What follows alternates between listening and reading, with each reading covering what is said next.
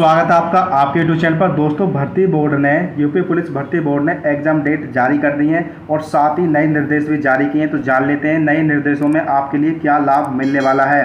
तो दोस्तों, जैसा आप देख रहे हैं, उत्तर प्रदेश पुलिस में आरक्षी नागरिक पुलिस के 60,244 पदों पर सीधी भर्ती 2023 की लिखित परीक्षा का जो आयोजन है वो होने वाला है। और इसमें आपके लिए क्या क्या लाभ रखे गए हैं उसके बारे में जान लेते हैं। जैसे कि आप देख रहे हैं, उत्तर प्रदेश पुलिस भर्ती बोर्ड द्वारा आरक्षी नागरिक पुलिस के 60,244 पदों पर सीधी भर्ती 2023 की लिखित परीक्षा दिनांक 23, 24, 25 और 30 और 31 अगस्त, यानी कि जो आपकी एग्ज़ाम परीक्षा होने वाली है वो आपके 23 अगस्त, 24 अगस्त, 25 अगस्त, 30 अगस्त और 31 अगस्त, इन 5 डेट में आपकी परीक्षा होने वाली है।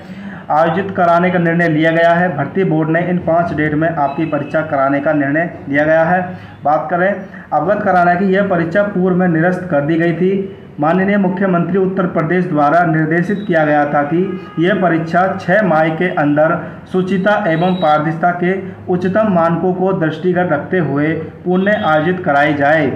उत्तर प्रदेश सरकार द्वारा इस परीक्षा को एक निश्चित समय सीमा के अंतर्गत शुचितापूर्ण एवं पारदर्शी तरीके से उच्चतम मानकों के अनुसार आयोजित करने की प्रतिबद्धता के क्रम में यह कार्यक्रम घोषित किया गया है। यानी जो आपकी एग्ज़ाम है वो आपका जो एग्ज़ाम है पारदर्शी और शुचितापूर्ण होने वाला है। किसी प्रकार की कोई भी नकल या कोई भी दिक्कत नहीं होने वाली है।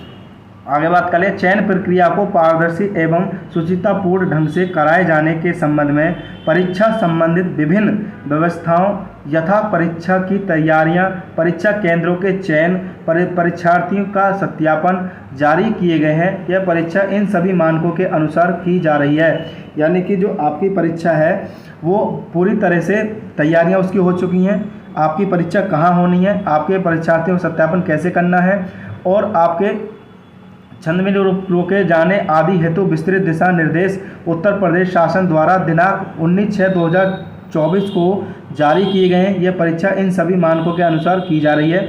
यानी कि जो मानक हैं वो आपके 19/6/2024 को जारी कर दिए गए हैं। उन्हीं मानकों के अनुसार आपकी परीक्षा होने वाली है और इसमें जो नियम बनाए हैं उसी नियम के अनुसार परीक्षा होगी ताकि कोई भी किसी प्रकार की गड़बड़ ना हो।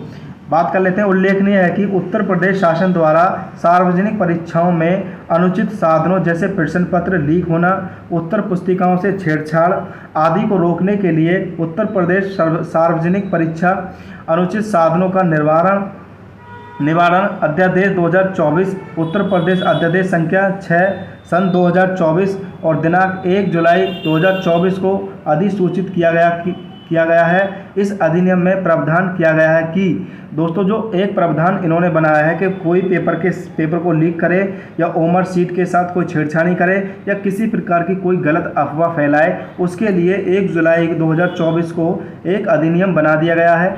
और जो अधिनियम है वो क्या है, वो है आपका, इस अधिनियम के अंतर्गत परीक्षा में अनुचित साधनों का प्रयोग करना, नकल करना या नकल कराना, प्रश्न पत्र का प्रतिरूपण करना या प्रकट करने का षड्यंत्र करना आदि कृत्य अपराध की श्रेणी में आते हैं जो इस अधिनियम के अंतर्गत दंडनीय है। यानी अगर कोई परीक्षार्थी या कोई भी किसी पेपर की नकल कर रहा है या उस पेपर के साथ छेड़खानी कर रहा है या पेपर को चोरी कर रहा है या उस पेपर को देख करके नकल कर रहा है या किसी की द्वारा बातचीत करके नकल कर रहा है या किसी प्रकार का कोई भी गलत काम हो रहा है तो उसमें वो या फिर किसी प्रकार की गलत अफवाह कोई फैला रहा है कि पेपर लीक हुआ है या पेपर कैसे हो रहा है, इस प्रकार की अगर कोई भी गलत अफवाह फैला रहा है तो उसके साथ दंडनीय अपराध के अंतर्गत वो आएगा। और आगे बात कर लेते हैं। ऐसे प्रकरणों में 1 करोड़ तक का जुर्माना और आजीवन कारावास तक की सज़ा दोनों ही हो सकती हैं। यदि इस प्रकार की कोई घटना करता है तो उसके साथ उस पर 1 करोड़ का जुर्माना होगा और साथ ही उसे आजीवन कारावास की सज़ा दोनों भी हो सकती हैं या एक जुर्माना भी हो सकता है या आजीवन कारावास की सज़ा हो सकती है या फिर अगर ज़्यादा बड़ा मैटर है तो दोनों ही हो सकते हैं। 1 करोड़ रुपए का जुर्माना और आजीवन कारावास दोनों सज़ा हो सकती हैं। आगे बात कर लेते हैं। उत्तर प्रदेश पुलिस भर्ती बोर्ड द्वारा आरक्षी नागरिक पुलिस के 60,244 पदों पर सीधी भर्ती 2023 की लिखित परीक्षा उपर्युक्त उल्लिखित तिथियों में आयोजित की जाएगी। यानी कि जो तिथि दी है उन तिथियों में आयोजित की जाएगी। जो तिथि हमने आपको बताई है 23, 24, 25, 30, 31 या 5 तिथियों में आपका एग्ज़ाम होगा।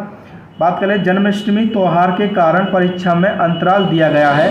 यानी कि जो अंतराल है आपका पहला पेपर 23 में होगा, फिर 24 में होगा, फिर 25 में होगा। उसके बाद जो अंतराल दिया है 26 को पेपर नहीं है, 27 को नहीं है, 28 को नहीं है, 29 को भी नहीं है, फिर आपका 30 में पेपर है। तो यानी कि 4 दिन का अंतराल वो जन्माष्टमी त्यौहार की वजह से दिया गया है। आगे बात कर लेते हैं। उक्त तिथियों को प्रतिदिन 2 पालियों में यह परीक्षा संपन्न होगी। यानी कि जो तिथि होगी वो प्रत्येक तिथि में आपकी 2 पालियों में परीक्षा होगी। यानी एक दिन में आपकी 2 पालियां होने वाली हैं। बात कर लेते हैं। प्रति पाली में लगभग 5 लाख अभ्यर्थी इस परीक्षा में सम्मिलित होंगे। यानी कि प्रत्येक पाली में लगभग 5 लाख अभ्यर्थी एग्जाम देंगे। पूरे यूपी के अंदर एक पाली में 5 लाख अभ्यर्थी एग्जाम देंगे। अगर दोनों की बात करें तो लगभग 10 लाख अभ्यर्थी इसमें एग्जाम देने वाले हैं।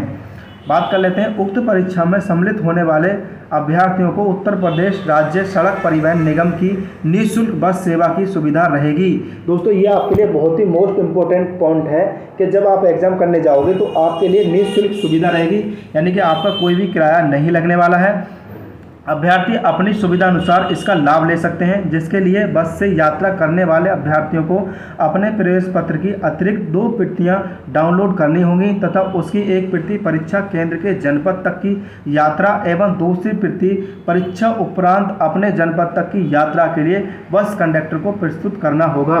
यानी कि जब आप पेपर देने जाओगे तो आप एक जो कॉपी होगी उसे आपको 2 एडमिट कार्ड डाउनलोड करने होंगे, दोनों में आपको रखने होंगे। जब आप पेपर देने जाओगे तो पहला एडमिट कार्ड आपको आपके घर से आपके एग्ज़ाम सेंटर तक पहुंचाएगा। आपको किसी प्रकार कोई किराया नहीं देना होगा। वो एडमिट कार्ड आपको कंडक्टर को दिखाना होगा।